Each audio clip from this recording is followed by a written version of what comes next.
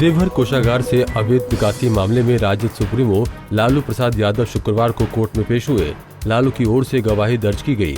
पवित्र पासवान और एजाज अहमद ने गवाही दी। आपको बता दें कि कोर्ट ने निर्देश दिया था कि जब भी लालू प्रसाद की ओर से गवाही कराई जाएगी, उन्हें कोर्ट में हाजिर होना होगा। उन पर देवघर कोषागार से 89.24 लाख रुपए के अवैध निकासी से मामला जुड़ा हुआ है। इस मामले में अगली सुनवाई अब 13 जुलाई को होगी। बिहार के पूर्व सीएम और राजद प्रमुख लालू प्रसाद यादव ने कहा है कि मैंने पत्नी और बच्चों को सीबीआई के अफसरों को सहयोग करने के लिए कहा है। उन्होंने कहा कि सीबीआई के अफसरों की कोई गलती नहीं है। पहली बार ऐसा हुआ है कि तुरंत केस हुआ और छापेमारी का ऑर्डर निकल गया, लेकिन हम हिलने वाले नहीं हैं। ये देश को टुकड़ा टुकड़ा करना चाहते हैं। हम सीबीआई को पूरा सहयोग करेंगे। साथ ही लालू ने कहा कि मैं मिट्टी में मिल जाऊंगा, लेकिन भाजपा और मोदी के आगे नहीं झुकूंगा। लालू की संपत्ति को लेकर सीबीआई ने राजधानी रांची में होटल बीएनआर चाणक्य पर भी छापेमारी की। आपको बता दें कि राजद प्रमुख लालू प्रसाद यादव पर रेल मंत्री रहते हुए गलत तरीके से होटल को ठेके पर देने का आरोप है, जबकि होटल बीएनआर रेलवे की संपत्ति थी और इसे निजी हाथों में सौंपने का मामला है। इसको लेकर आईआरसीटीसी के तत्कालीन एमडी पर भी मामला दर्ज हुआ है। अलग झारखंड बनने के साथ डोमिसाइल आंदोलन में साथ रहे पूर्व शिक्षा मंत्री बंधु तिर्की और भाजपा के पूर्व सांसद तालखन मुर्मू के रास्ते साथ होने के पहले ही जुदा हो गए। एकता की पहल को इनके ही कार्यकर्ताओं की नजर लग गई। दरअसल दोनों के कार्यकर्ता एक दूसरे को पसंद नहीं करते हैं और यही वजह है कि 28 जून को एकता के मसले पर दोनों नेताओं सहित अन्य सार्वजनिक कार्यकर्ताओं की होने वाली बैठक चुपके से टाल दी गई है। पिछले 4 दिनों से बीजेपी का आरोप झेलने के बाद झारखंड मुक्ति मोर्चा के सब्र का बांध टूट गया। झामुमो नेताओं ने भाजपा को चुनौती दी है कि अगर कोई सबूत है तो जारी करे।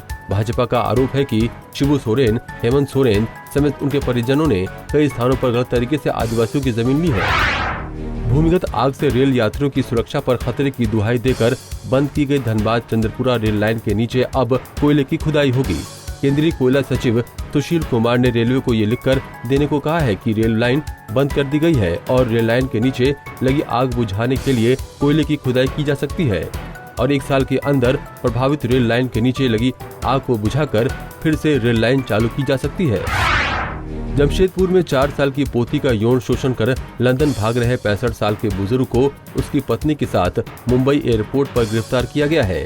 यौन शोषण का आरोपी बुजुर्ग टिस्को का अफसर रह चुका है और जमशेदपुर के कदमा इलाके का रहने वाला है। दोनों के खिलाफ बच्चे की मां ने गुरुग्राम ईस्ट में पोती का यौन शोषण करने और मुंह खोलने पर जान से मारने की धमकी देने का मामला 28 जून को दर्ज कराया था। इसके बाद गुरुग्राम पुलिस ने कदमा स्थित बुजुर्ग दंपत्ति के आवास पर छापेमारी भी की थी।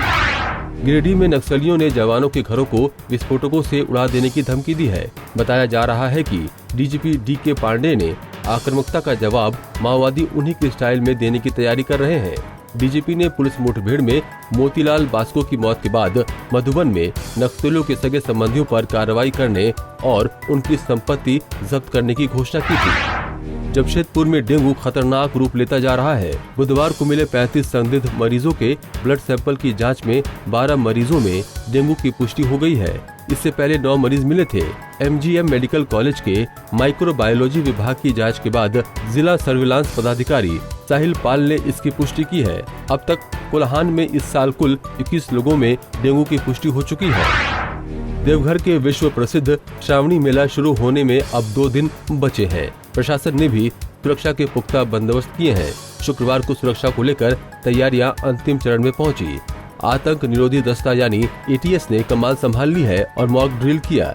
इसी के साथ एनडीआरएफ की टीमें भी तैयार की गई हैं।